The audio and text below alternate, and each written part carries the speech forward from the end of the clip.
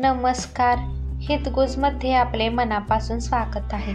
आज आपण मार्गशीर्ष महिन्यात खंडोबाची षष्ठी तिथीला करण्यात येणारे चंपाषष्ठी या उत्सवानिमित्त केले जाणारे कुलाचार म्हणजे तळी भरणे उचलणे आणि हा तळी भरण्याचे महत्त्व, त्याचे उद्देश, तसेच या विधीची पद्धत, हा विधी का केला जातो याविषयी माहिती जाणून घेणार आहोत. कुळामध्ये परंपरेने जे धार्मिक आचार पिढ्यानपिढ्या चालत येतात त्यांना कुलाचार असे म्हणतात. तळी भंडार. तांब्याचे ताम्हणात खंडोबाचा टाक अथवा कलश ठेवून त्या ताम्हणात भंडार घेऊन दिवटी पेटवली जाते. अनेक जण मिळून ते ताम्हण दिवटी बरोबर घेऊन उचलतात व येळकोटचा गजर करतात व ती आधारावर ठेवून सर्वांना भंडार लावून प्रसाद दिला जातो. पुन्हा येळकोटचा गजर करत तळी उचलली जाते व मस्तकाला लावून दिवटी हातात घेऊन ताम्हण खाली ठेवले जाते. या विधीस तळी भंडार असे म्हणतात. हा तळीचा विधी रविवारी, अमावस्या, पौर्णिमा व खंडोबाचे देवकार्य प्रसंगी करण्याचा प्रघात आहे.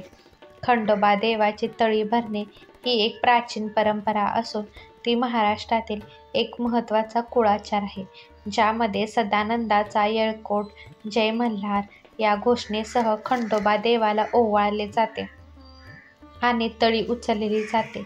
हा विधी चंपाषष्ठीला आणि इतर शुभ कार्यांच्या वेळी केला जातो, जो देवाने मणिमल्लाचा वध करून ऋषीमुनींना आणि नगरवासियांना आनंदित केल्याच्या स्मृतीनिमित्त आहे.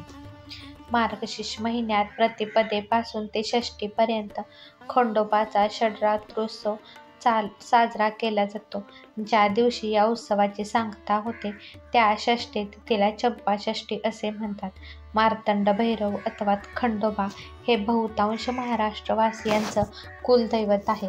त्यामुळे घरोघरी चंपाषष्ठीनिमित्त आपल्या कुळातील परंपरेप्रमाणे तळी भरली जाते. तर आज आपण जाणून घेऊया तळी भरण्यासाठी लागणारे साहित्य, यासाठी काय तयारी करावी, तळी कशी भरावी याविषयी जाणून घेऊया. तळी भरणे उचलणे हाही एक नवस प्रकार करतात. नंतर नवरात्र उठवतात. वारी मागणे. काही घरातून चंपाषष्ठीच्या दिवशी वारी मागण्याची पद्धत आहे. वारीचा अजूनही एक प्रकार म्हणजे खंडोबाच्या रविवार या पवित्र दिवशी काही घराण्यात वारी मागतात. ताम्हण घेऊन 5 घरी वारी खंडोबाची म्हणून ओरडतात. साधारणपणे कोरडं पीठ वारीत दिलं जातं. त्याची घरी येऊन भाकरी बनवून ते घरातील सर्वजण प्रसाद म्हणून खातात. यामुळे अशा घरास खंडोबा अन्नधान्याची कमतरता कधीच भासू देत नाही असा समज आहे. दानधर्म. या नवरात्रात आपल्या शक्तीनुसार खंडोबासाठी म्हणून दानधर्म करावा. अन्नदानास फार महत्त्व आहे. कुंकू, अक्षदांसह पानविडा द्यावा. चंपाषष्ठीला लारी मार्तंड अर्थात खंडोबाची तळी भरली जाते. चंपाषष्ठीला तळी भरणे हा कुटुंबातील कुळाचा कुळाचार आहे. त्यामुळे चंपाषष्ठीला बहुतांश घरोघरी तळी भरतात. कुलस्वामी खंडोबा असणाऱ्या कुटुंबात अमावस्या आणि पौर्णिमा या दिवशी आणि काही कुटुंबात विजयादशमी, दसरा आणि चंपाषष्ठी या दिवशी तळी भंडार हा विधी केला जातो. ज्या कुटुंबात कुलस्वामी खंडोबाचे कुलाचार पाळले जातात त्या प्रत्येक कुटुंबात तळी भंडार हमखास होतोच. तळी भंडार हा कुलाचारातील प्रमुख भाग आहे. प्रत्येक अमावस्या आणि पौर्णिमा या दिवशी घरातील देवासमोर तळी भंडार करण्याची प्रथा आहे. आता आपण पाहूया तळी भरणीचे विधीचे महत्त्व आणि उद्देश. हा विधी खंडोबा देवाला संतुष्ट करण्यासाठी केला जातो.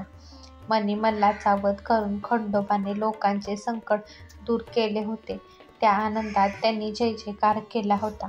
त्याचे प्रतीक म्हणून ही तळी भरली जाते.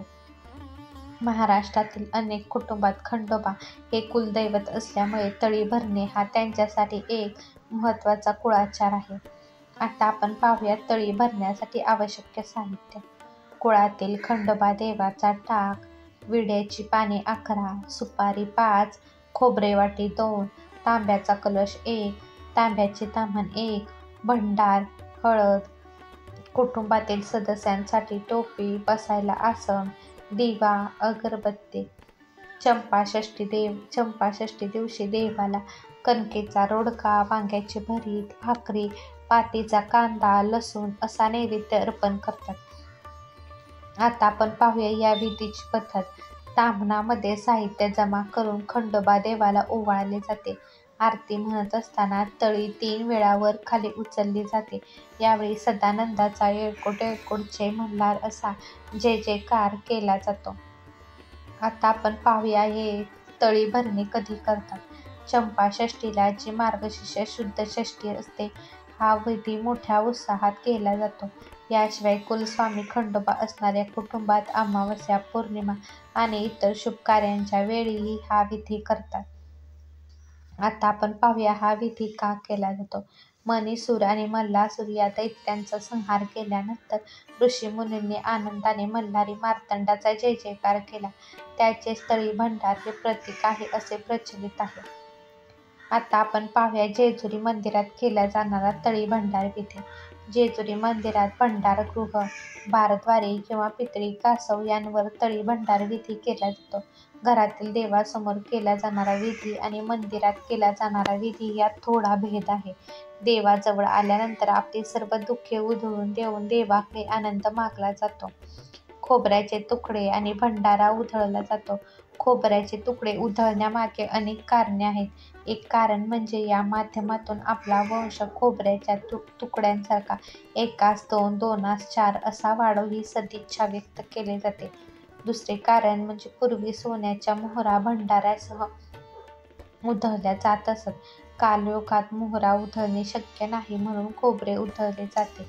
सोन्याच्या मोहरा किंवा खोबरे याहीपेक्षा श्रद्धेने केलेला विधी महत्त्वाचा आहे. अंतःकरणापासून दिलेली हाक देवापर्यंत नक्कीच पोहोचते. आता आपण पाहूया घरी देवासमोर केला जाणारा तळी भंडार विधी. एका ताम्हणात विड्याची म्हणजेच नागिनीची पाने, सुपारी, खोबऱ्याचे तुकडे, भंडारा इत्यादी साहित्य ठेवतात.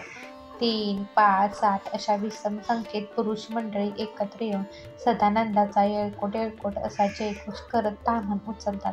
एका ताम्हणात विड्याची, नागिनीची पाने, सुपारी, खोबऱ्याचे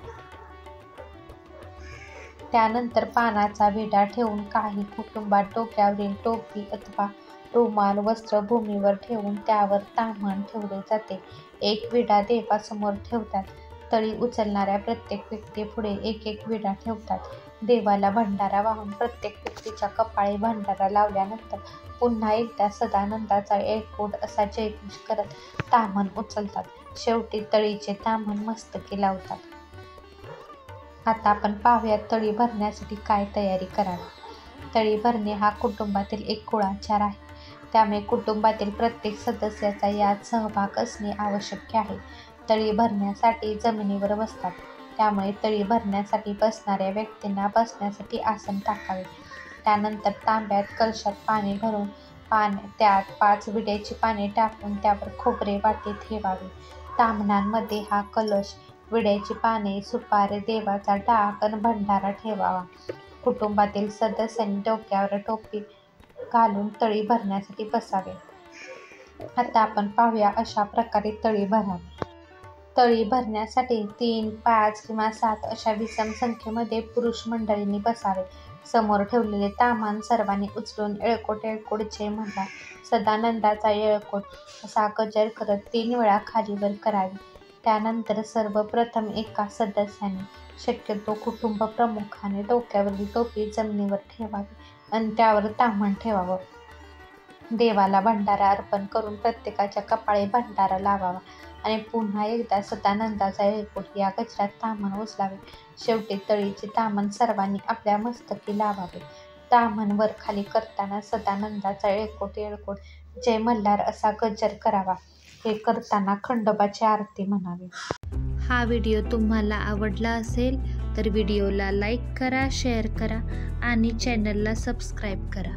भेटूयात पुन्हा अशाच एका छानशा व्हिडिओसोबत. तोपर्यंत धन्यवाद.